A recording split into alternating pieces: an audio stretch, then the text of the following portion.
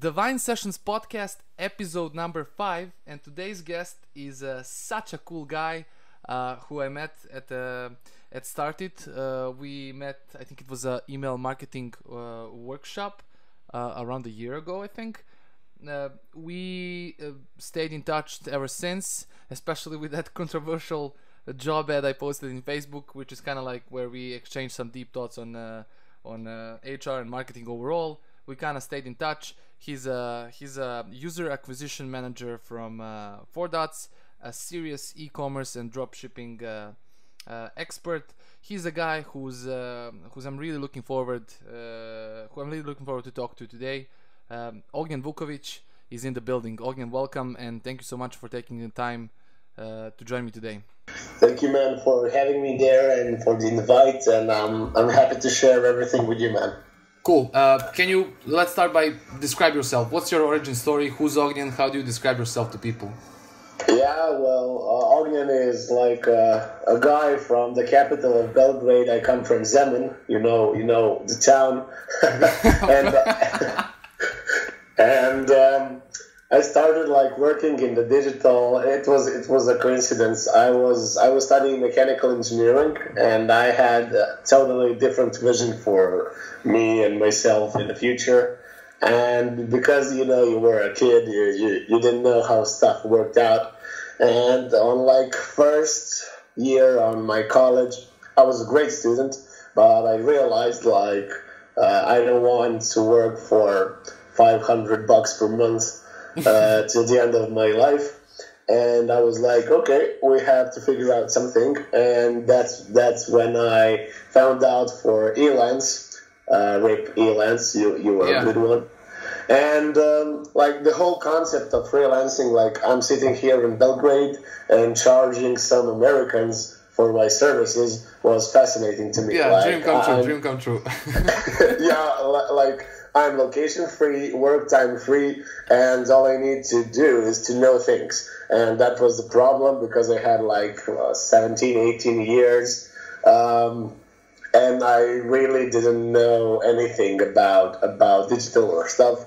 And that's when I like started, like I was like basically learning stuff 10 hours per day for like 8 months. And I was like, I reached out to every digital marketing person in Serbia and region I could. Basically, I was annoying. I was so annoying, like I was annoying orange. No, like I sent like more than 1,000 emails like, yo, I know that you work there. I'm starting my freelancing career. Can you help me with some advices? Some of the guys like just like seen me. Some of the guys like were really cool. They like sent me the great material. And like after 6-7 months, I started working. Those were like the smaller projects, but after that, like I started working with some major stuff, and like something just popped up. I started working as a freelancer for Wellington. That was like the major brand then. And that's when like I just went into some hyperloop mode, connected with great people, and like earned my first bigger money. And from that point I knew that there's no way out. Like this is what we do. And basically like it's been like 7 years from now. When I look at like what we've accomplished in those 7 years, it's crazy. Like I've opened, closed, sold more than 15 e-commerce stores. We have more than 5 softwares, the subscription tools. It's crazy. Like, yeah, it's only 7 years. Like you're still young. Yeah, but like these are the years. Like it's like when after 7 years, I take my parents to lunch, and they still don't know what I'm working. My mother is she's like okay, because basically our story, it's like a cliche. My parents were really like rich at some point of time, and at the other point of time we were like poor as a motherfucker. And like I I just had like to earn money, and after this time, like it's cool, it's okay. I'm happy that basically I'm supporting all of the people around me, but like my parents still don't know what I'm working on, and my mother is still like, are you going to finish the college? I mean, that's okay. I mean, it's cool, but it's not safe, go finish the college, and you never know what will happen. And I'm like, yeah, mom, I will finish the college at some point of time. And in my head, I'm like thinking maybe I will buy a college, I don't know. And I don't know, but it's crazy. It was a roller coaster, and it's crazy how like in Serbia and basically in the region, because we create a bubble in our social networks and in our social life, and basically you try to hang out with great people. And I'm really that cliche guy. Like I try to be the dumbest person in the room, because if I'm the smartest, then I'm sitting you're the in the wrong underdog place. Who's gonna win, Yeah. And I really try like to connect and to surround myself with great guys. And there are some great people here working epic stuff. But it's just like we are 2% of the people, and like I had the reunion from the high school, and like we were sitting, and like one of the friends she's having a baby, the other one is like complaining about the college, and what do you do, man? And I was like, fuck, I don't know what to answer right now. No, I'm just doing like something on the internet. It's fine. Yeah, it's funny. You're telling your story, and with small differences, it's exactly the same. The way I started, it was, hey, Vula, German, can you please write some stuff for our e-commerce shop? Then I started writing. Then I got a job for email marketing. I was introduced as an expert to a company in the US, and I was like, whoa, shit, like I'm no expert. I don't know even what programs are there. So I kind of like what you said, like 10 hours reading and doing all that stuff, and then email marketing started. And the thing with me, it was I was selling condoms online in US and Canada. and my mom was like, I can't believe what my son does. He was studying economics. He was so perspective. He had a huge future in front of him. And what he's doing now, he's selling sex toys. I can't tell that story when we meet with our family, and that's the way I started. But then I was calling them because they were going to their job at 8, 9 a.m., sometimes 7, and I'm like, I'm waking up at 10. I'm gonna work my ass off 10 hours for sure, but I'm waking and I'm gonna start working now. No, let's wait another hour. I can get some cup of coffee. And my mom was like, I don't understand this world, and till today they don't have a clue what I do. They say he's doing something with Facebook. Yeah, it's the same thing. Like, and when we started, like when dropshipping was on, like a couple of years ago, because like I always had like some side gigs that are mostly around e-commerce, and I remember like my mom jumping to my apartment and like, yo, what you doing? And I was like, I'm just setting up some store. And she's like, what store? And I have some What's the address? Yeah. It was like, did you rent it? Like the location where? And I was like, Mom, it's not how it works, And then I like sit and explained. And at that moment, like that was basically here's the fun stuff. Like if you're into e-commerce and if you're selling clothes, you basically all you need to sell is underwear, because according to law, underwear is the only thing you can get refund on. So we was like killing with the underwear because people couldn't refund, and like we get an email like, dude, these are too small, and we were like, sir, I don't know how to help you, but you can't like just give us back the underwear. And he was like, yep, I understand, I will order another. And we're like, yes, profit. So we were killing it. Yeah, it was very funny.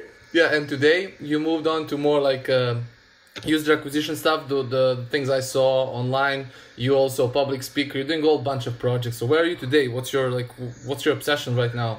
Yeah, so basically, today we have multiple tools, cloud tools like software and subscription tools. We created it in order to serve our agencies because FourDots is managing more than 300 clients per month, and we have like 86 employees. So it's crazy, and it's very natural. Like we were wasting, I don't know, like 5 of the employees per month. We were wasting 7 days from their work time just to do reporting. And we were like, shit, we're like messing with people. Let's create a tool and we will optimize that. And we created a tool. We were like using it just for our in-house needs. We sent it to some of our friends from the other agencies and stuff. And they were like, yo, this is working. It's saving us a lot of time. Can we pay for it? And that's that moment when you realize like someone wants to pay for your product. Let's make it commercial. Through the years, I had great contacts like from Inbound, from Forbes, from Product Hunt, and we're in that product and software tools game for quite some time, and so we just rolled it out, and people liked it. After that, we created another one, and then another one, and basically it's all like we're leveraging the game. So my focus right now are the tools. Building the team around it, making it work. We're still working on new clients, new agencies, doing a lot of side stuff with the e-commerce. Yeah, we're speaking I have 13 booked gigs this year at this moment. So yeah, it's pretty much cool. And people, when we're talking about gigs, people don't know what to expect because it's starting to have generation shift, and we're coming the younger, a bit crazier guys, and people really don't know what to expect because we're not the traditional lecturers that know everything in theory but haven't done praxis. And that's my main focus. If you talk about something, you have to have hard numbers. It's okay if you have theoretical knowledge. It's cool if you read thousands of blogs, but man, if you haven't took your 1-2Ks and invested and blew it up and saw how the process worked, you're not an expert for me. No hard feelings, but if I have a guy that read all the blogs and content about e-commerce but hadn't opened one store against me, you're not an expert for me because I tried it with my money, with my mind, with my energy. Yeah, so it's great. People are really reacting to survive, and I think our generations, because in that market we're still the young guns, but I think that we are really taking over right now because we are basically walking our talk and not talking about stuff we haven't tried. So I find it very interesting, the clash of the generation, as long as it is constructive. Yeah, I totally agree. You mentioned gathering up the right team. So here's what I'm thinking. So you started by yourself, worked your ass off on a bunch of different projects, and now with all that knowledge and all that experience, you're gathering up the right crew. How do you gather the right team?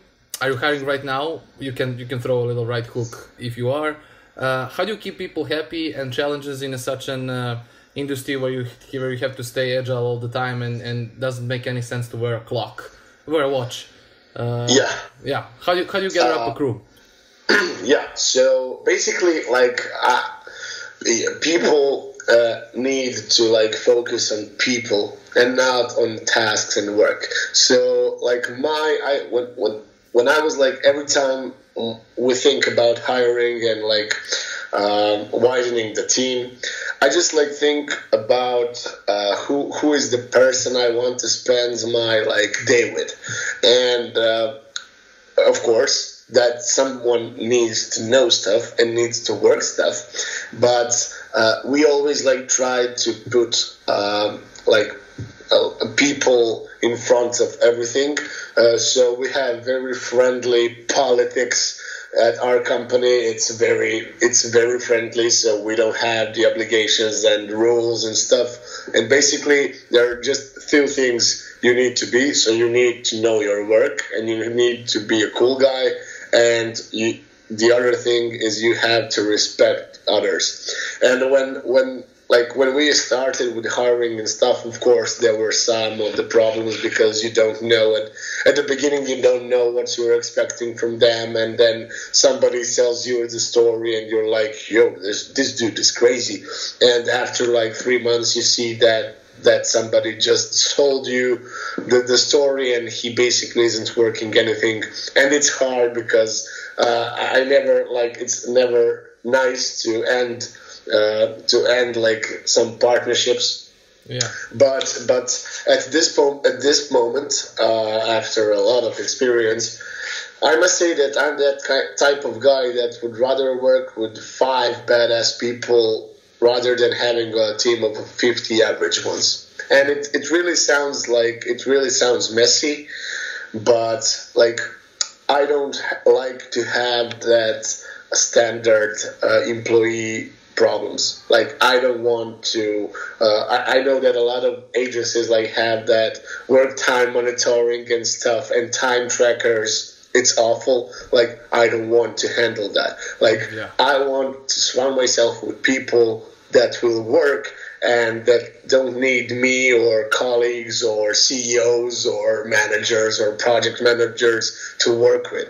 Like I want to surround myself with badass hustlers, like people that will grind and people that are just know what they're doing it for, and I'm willing to pay them like 2-3 times more than the average if they will deliver. And I'm very aware like that for results, even if you are really good at your working, like for results you need to have time, but like we're willing to wait like for 4, 5, 6 months. But if I see that you're like grinding and that you are true and that basically you're just doing your stuff, then we're fine.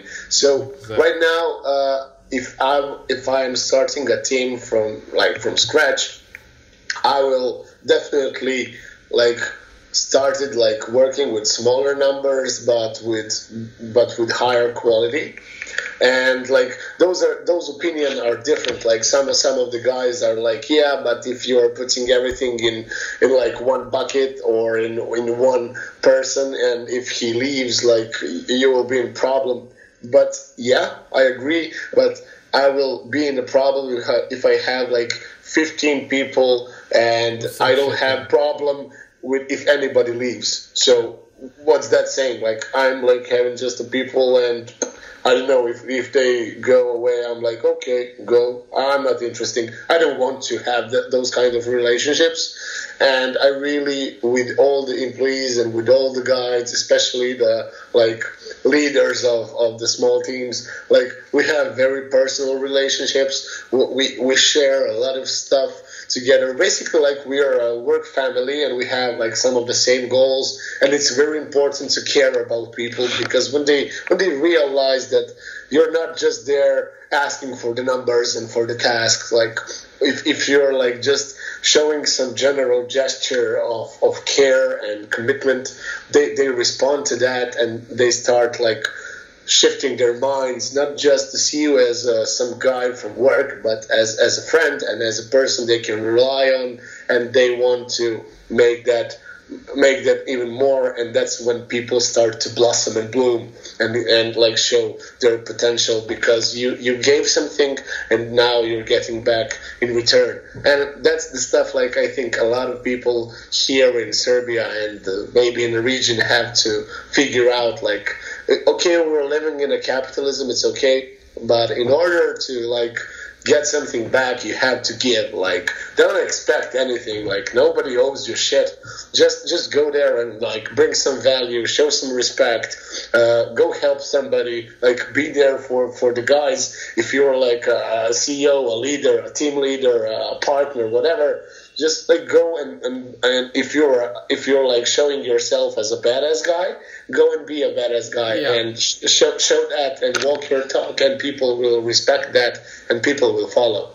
Yeah, I didn't want to interrupt you because I agree 100% with everything what you said. It's like people, especially in HR, since it was a year and a half since I became like a team leader for the creative team in our local office, and what I've learned so far is you can't know anything before you start working with somebody.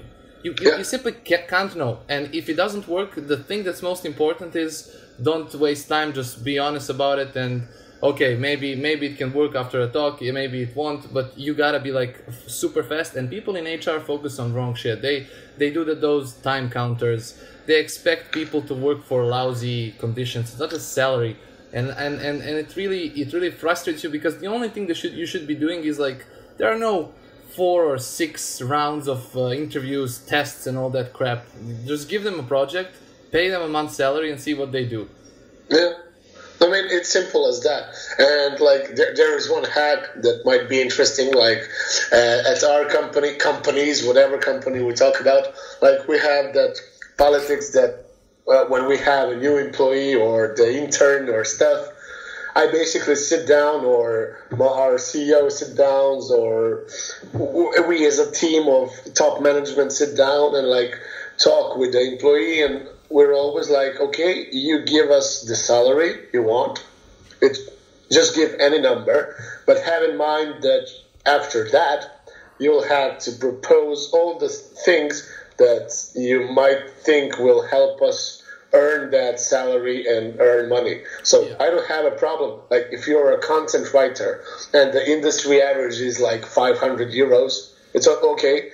If you want like 2K per month, that's great. That shows me that you're ambitious and that you want to work. And I'm very happy to hear that. But if you want like to charge that much, you better just give me the suggestions. How can we make money? How can we like make prosperity? And if you do, I will gladly like overpay you, because I see the potential and the ambition, and that's what we are searching in people. Yeah, I mean, it makes perfect sense. It makes perfect sense. Let's move on to the project. To the topic that's also your domain, and that's, you mentioned it at the beginning, dropshipping and e-commerce. And let's be like insanely practical when we start thinking this. Let's imagine that we're now opening an e-commerce shop, because you won't believe, but my dad, who's like a guy in middle 60s right now, he was started to read about dropshipping, and he started like, okay, now I finally understand a bit what you do, and I'm thinking if I can go and learn some English and So for my dad and for everybody else who's kind of thinking, okay, maybe I try e-commerce, maybe it works, maybe it doesn't matter. Let's like start now an e-commerce shop. We can sell whatever you want. You can pick a product. It can't be underwear. Underwear is great. But like, and be 100% practical. So we're selling what we're selling right now. Always,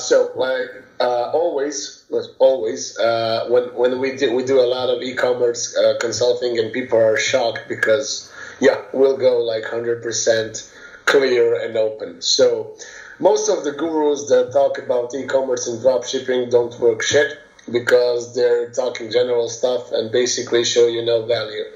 So my approach to the game is you can't rule everything.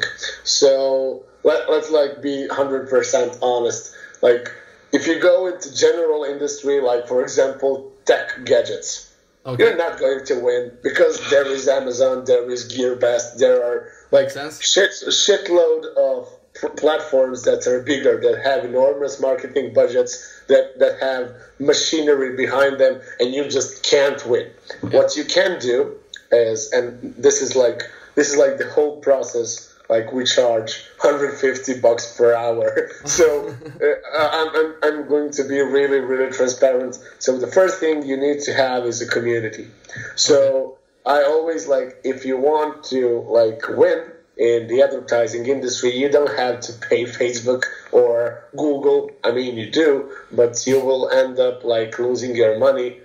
and for a lot of guys, like, they don't have the privilege to invest in like 6 months, just losing in the ad spend. Okay. So the advanced like move is, if you want to build a business, build an audience first.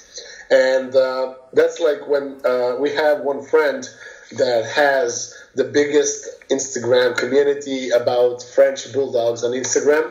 Okay. It's called the Frenchy World. It has more than 650K followers, and it's 100% organic.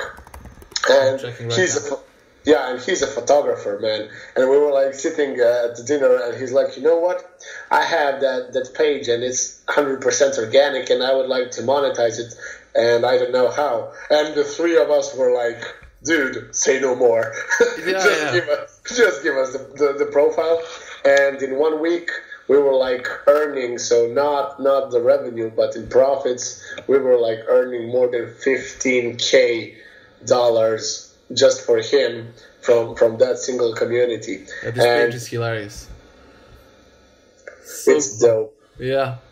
It's dope. And that's the great example, like, to show how you should work. So we made more than $15K in profit for him with zero ad spend.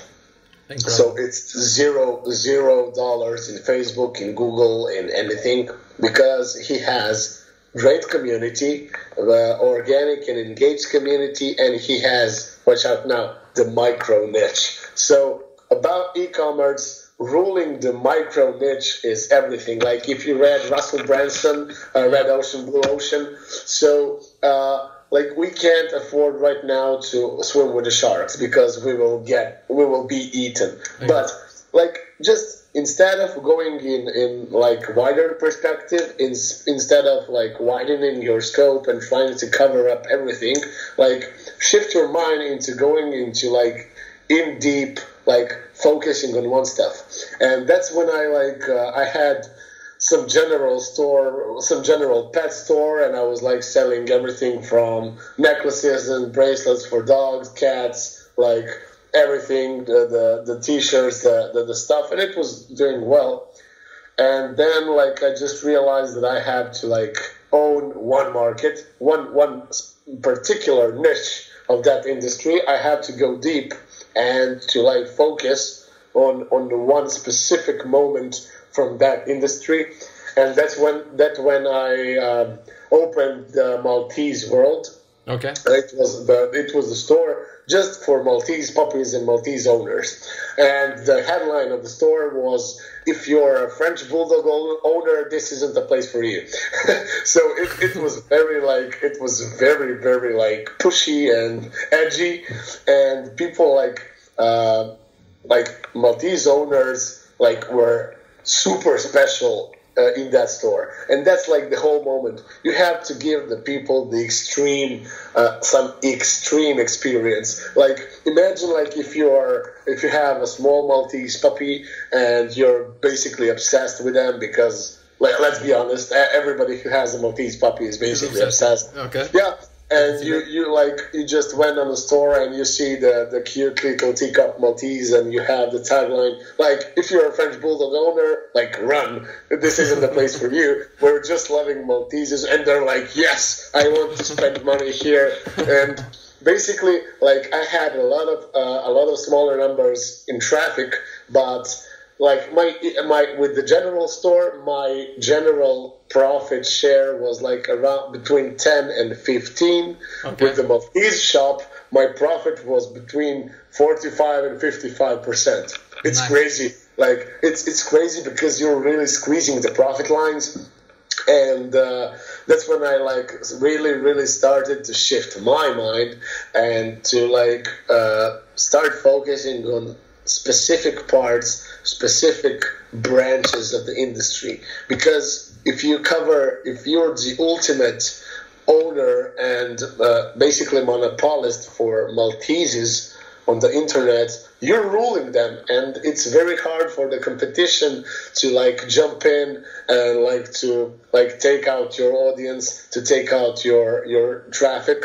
And basically that's the ultimate goal. Start like earning the industry part per part. Go there and like spend 6 months in owning the Maltese industry, then jump on the Frenchies, then jump on, I don't know, Labradors. And it's like when you set up those kind of stuff, it's really like makes sense, because eventually you'll have very segmented markets with very segmented audiences and of course pixels and stuff, and you'll basically be able to do extreme things. Like there was a lot of talk about Wellington, because at first year they made like 200 millions.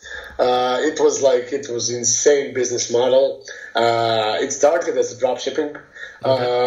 They were like selling like the elegant flat watches, right? Yeah. And they were like testing a lot of stuff, but they had that Pareto principle. Like they were searching for that particular action that is going to like drive 80% of stuff. And that's when Instagram and influencers showed up. And like when we saw that it is working, it was like 10 days of testing, and like, okay, this works. Let's shift everything into this. So no Facebook ads, no Google ads, and we will like keep the minimal budget just to cover that, and we will like put in the like retargeting, but let's focus like everything into this, and it exploded. So what you're saying is like pick something you like, start building a brand, the brand people will love. Don't obsess with money, be patient, don't go into monetization yet. Just focus on creating value. That's what you're saying? Yeah. Just focus on creating a value and focus on creating the unique experience. And when you do that, and when you have traffic, the money will come. The money is not a problem. Like the problem is, most of the time, the problem is people don't know what and who is their audience. That's always the stuff. And the second stuff is people don't know how to build it. So regarding like building the e-commerce, I just want to like turn back on the general stuff. Like dropshipping, there's a lot of fluff about dropshipping, to be honest. Like dropshipping is very, very bad business model, because most of the time you're not controlling anything. So you're not controlling the quality of the product. You're not controlling the traffic. You're not controlling the legal processes, and depending on the country you're working from, it can be very hard. But dropshipping is great if you're a newbie. And we're not talking about the profit right now, but dropshipping is great to actually show you how e-commerce works in practice. So people they think that, okay, I will pick a product, I will create some copy, put some videos, create some Facebook ads, and and money will start flowing into my pockets, and I will be living my life, and like with two Latinas beside me. The Serbian dream, yeah, the Serbian dream. It's not how it works. So basically, it's not how it works. But what we always tend to do is, especially if there are a lot of people that have some personal product and they just don't know how to place it. Like creating a store is 2 hours of work. You have like platforms like WooCommerce and Shopify and stuff. Yeah. You can import all your products and write copy in 3 hours, and in one day basically you will have a store ready to go and ready to promote. But the logistics behind it is what is killing the people and what is killing the businesses. So if you're doing a drop shipping, you have to be sure where your vendor is actually shipping the products. How is it shipping? What is the refund cycle? What is the refund rate? There was like I was hearing the stories that some of the items were selling really well, and like people like you, there are 200 customers that bought the item, and the vendor just says, you know what, we don't have anything left for that piece, and you're in problem because you took money for something you cannot deliver because you don't have like you don't have the monitoring of the items that are possible to ship. And those are like some of the greatest problems. And if you have a possibility to create your own product, that's always a to-go strategy. Because in dropshipping, everybody can jump in. Like people from third world countries are basically competing for $3, $4, $5 profit, and it's okay. Everybody can do that, but it's very low entry. So everybody can do that. The competition is great, and it's very important to build some boundaries between the competition and your business. So if you have a personal brand, your own product, you should definitely focus on that, because it's much harder for somebody else to copy it because it's yours. Yeah, it's authentic. Yeah, so basically, like, people need, before anything, people need to figure out the essences of the business. So you have to have something unique, whether it's community or your approach or your product. Of course, it's the best is if you have everything, but like start from something. Like if you want to sell gadgets, don't sell gadgets. Sell just, let's say, microphones for online coaches and info product owners. Okay. That's great. That's great industry. And like find relevant communities, find relevant influencers, find relevant vendors. Like you don't want to work with the 30 vendors. It's hard. Find the 5 vendors that will give you better prices, that will maybe give you some quality guarantees and stuff. And like find your place in that ecosystem and create the processes that you can control. Like create the quality processes with the vendors that you can actually control the quality of the product that you're delivering to your customers. Create a community of those people, share value with them, give them something in order for them to like give you like to recognize that you're doing something legit, and that in order for them to like see you as an opportunity and spend money. So basically, like e-commerce right now is like the combination of community management and commerce and growth hacking and like relationship building, and you have to live your business in order to like make it big in some time. Yeah, I'm with you to hell and back. Like with the wine diary, Dnevnik Vina, what we've been doing is like today we're officially gonna launch, like we call it a Vinsky brief or wine brief for English speakers. Okay. And the whole idea is we negotiated with a couple of wine shop owners a special price for wines, but cool wines, not like Medvedja Kr wine. Yeah, like a good wine, you know. And I give you the best price you get. And today we got like a 50% on 2 wines, which are like in the range of something below 15K. And you get it for 600 dinars, right? So for like wine of $12, you get it for 6. And it's full. Yeah, and I give it to you. It's like you get it over on your phone, and the idea is, and people, when I started pitching it like to some of my family members, some of various friends, if you want in, and they were saying like, okay, but how much you charge? Like, what's your percentage? And I said none. Like, the whole idea is exactly what you said. The only thing I want to accomplish, maybe people can call that naive, I don't give a fuck. It's the only condition I give when I'm negotiating is that price has to be cool, and you need to want to bring different wines to people. Like, people sometimes want to buy a wine of over 2,000 dinars, 5,000 dinars, doesn't matter. But if you can bring those wines for a better price, for a limited time, and keep all the money, I don't give a shit. Just like bring the good attitude and give me a good offer, so people can learn how fun wine actually is.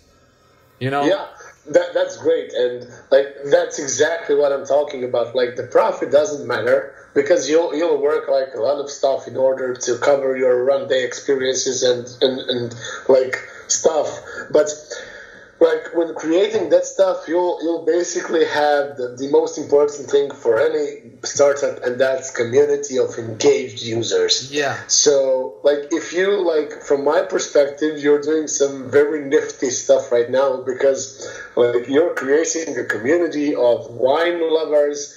Basically, you're creating the AppSumo for wine lovers.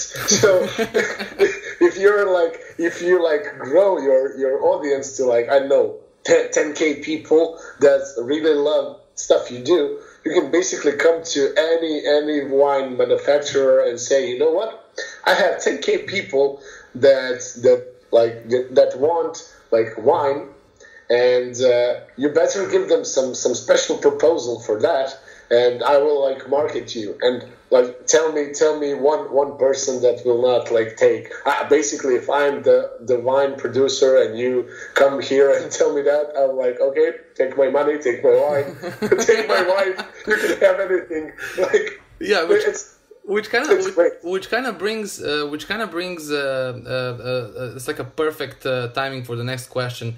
Balancing that patience and not like getting all in into monetization before the time comes. So as for many people who are like not that patient for that revenue to start generating, how do you balance and how do you know when to strike? Okay, you said for Wine Diary, like it's 10K people or whatever the fact is, but in general terms, how do you balance patience not to go sooner, but to wait until the timing's perfect to start thinking about money? Yeah. So that's actually a great question, and I see a lot of times like when marketers and businesses are like, yeah, we're creating something, but actually everything they're doing is like just basically creating a community in order to sell.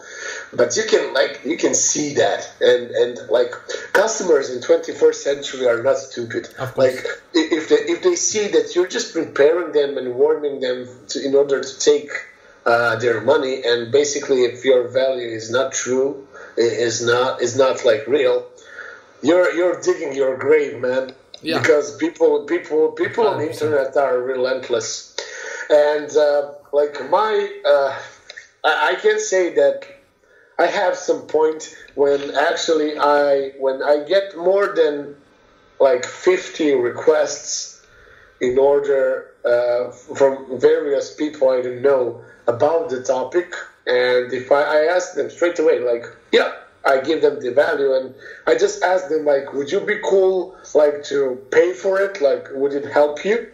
And if they're like, yeah, I'm thinking about paying it, and I see like, okay, this is the moment. I have more than 50 people that are ready to put money out of their pocket because we're providing them with some kind of value. And like people, you don't know, like people are crazy. Like when we started e-commerce, I was like, I remember, it's clear as day. Like, why are people buying like plastic Buddha statues? Why? It's crazy. Like, who gives a fuck about that? But like there are people that see something valuable in that statue, and you as a marketer, you have to like give them that value and just to like help them decide whether they'll be happy with that or not. And I'm like doing the complete opposite in that moment. I'm like judging my customers. Like, dude, are you crazy? Why do you do that? Don't do that. It's very bad. So like my suggestion is like just be constant with the value. Of course, be sure to create a system that you can be constant and that you can actually work. And after people really like start to engage and to like spread the word of the mouth about it and to like create a quality policy, then like you'll see people will engage, people will send you messages, people will inform you, people will ask questions, and after that you just have to create some kind of a system that will of course be charged for something, but you still have to provide them with the value. Of course. Maybe like I would maybe be thinking about this skyscraper technique, like this is the elemental, and you will always have that. Like, if you're a free member, if you're a paid member, you'll have this. But if you want like this, if you want something bigger, like, yeah, we can do that for like the community of the, like, create a wine pass. Like, we have Fit Pass, create a wine pass, and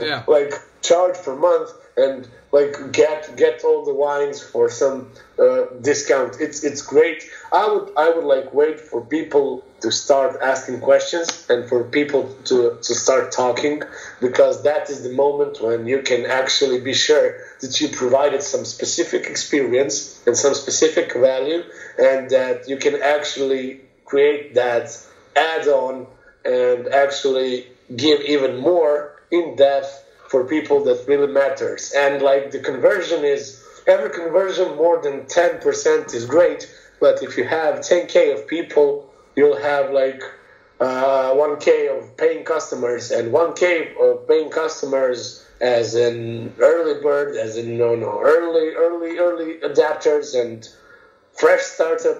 It's great. Like, I would take 1K of users anytime.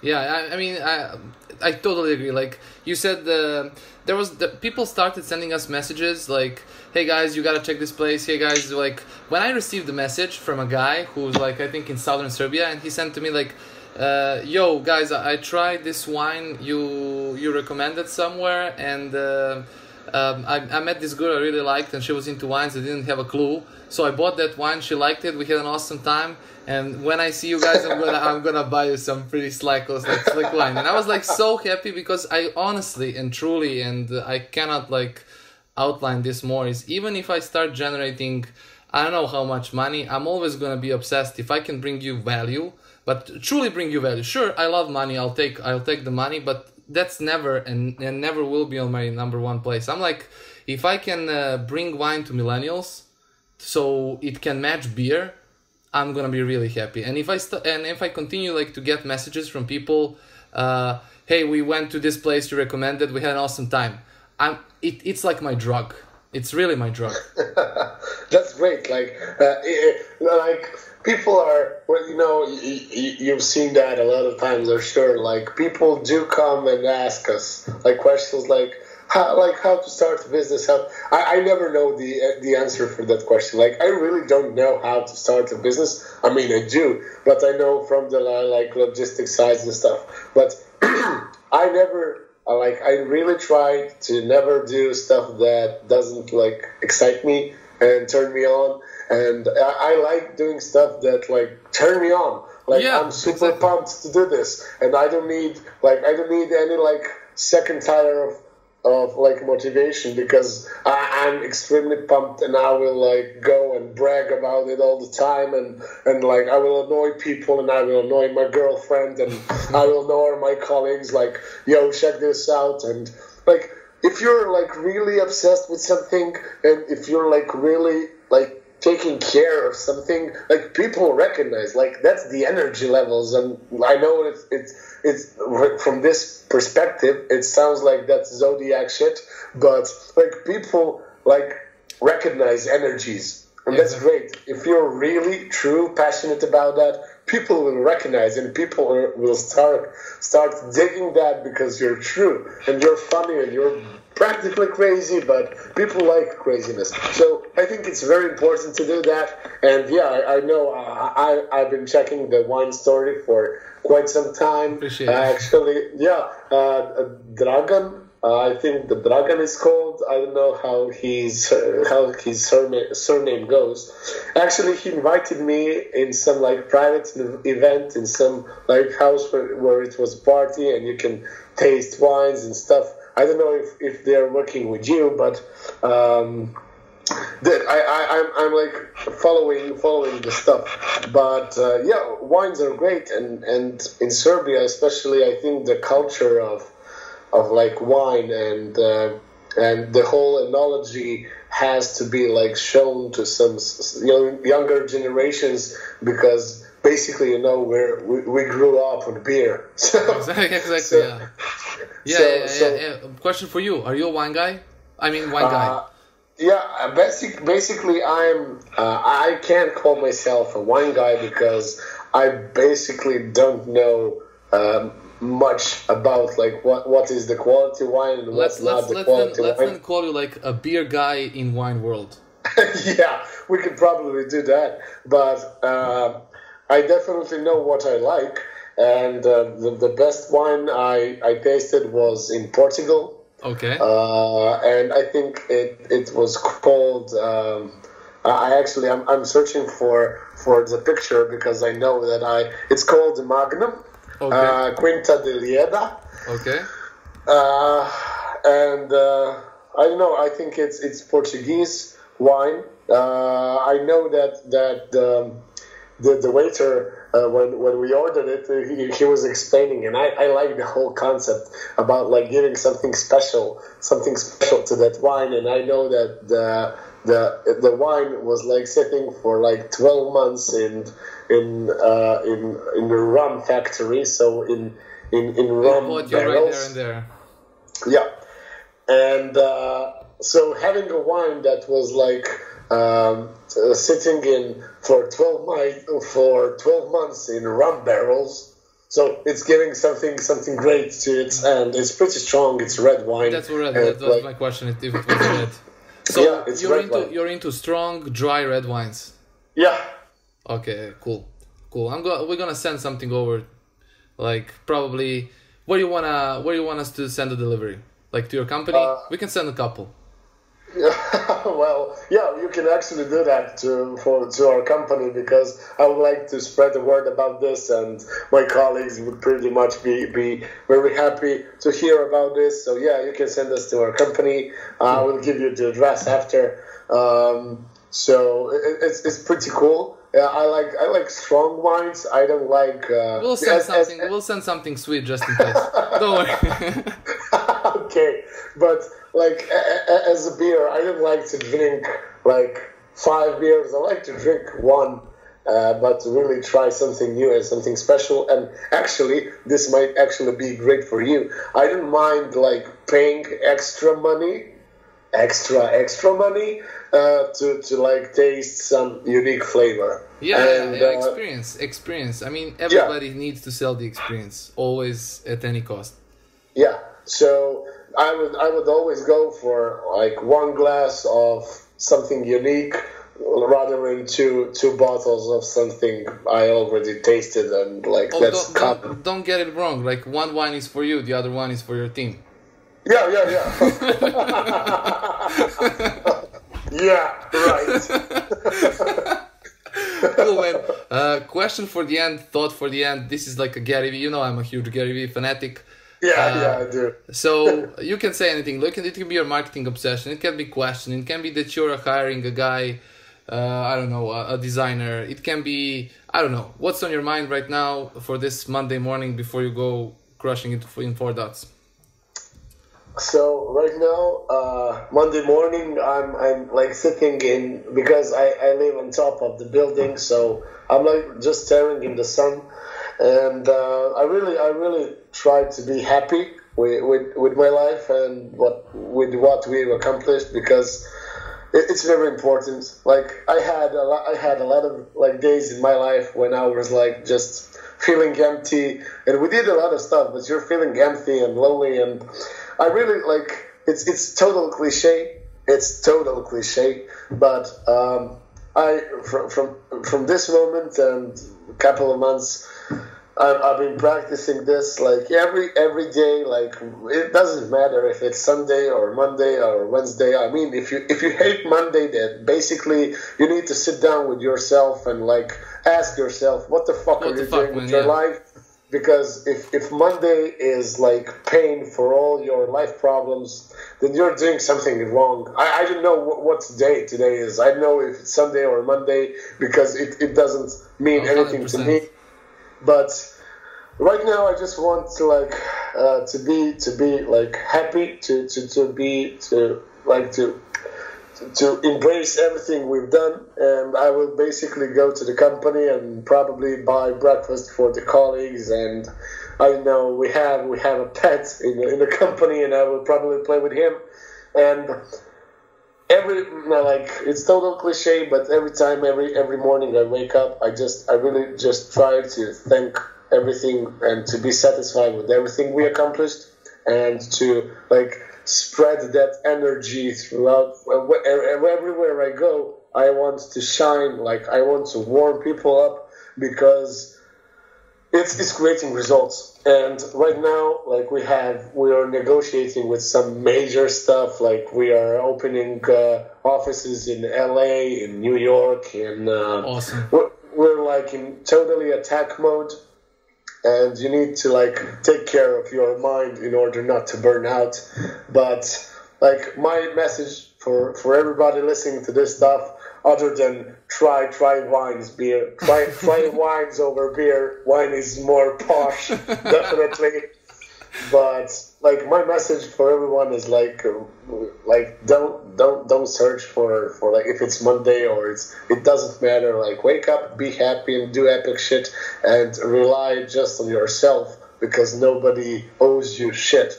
Nobody will give you anything. Nobody is like. It's no one's problem. It's only yours. And when you really start like focusing on that, and when you like put in your mind that you're responsible for you and the world around you, I think epic stuff starts happening. I will just say that we fucking love Monday over here. Yeah. I hope. I mean, they already know. I know that that's a fact, but I hope your team like knows how they incredibly lucky are to have you as their boss. This was trust me, like this was and I know they do. I just want to say thank you so much for taking the time. This was an incredible episode. I really enjoyed it, like every single minute of it. Thank you, man. You know that we share that energy, and like thank you for having me in the podcast. It was my pleasure. Like I don't know, like we're talking for like more than an hour, and it flew off like we were talking for 10 minutes. Be sure like to give me a call when you're around the town and around the center to grab some wine, and in order for you to explain me the idea further, and if we can help. And if we can do anything for you and your team and your project, like hit me up on 101% for you there. Yeah, thank you so much, man. I'm going to be sure to do that. And you send me over that address so we can send some wines. Get you guys get you in even more like 110% when you Thank you, man. Cool. Thank you. See ya, speak You're soon. the man. Yeah, bye. Bye.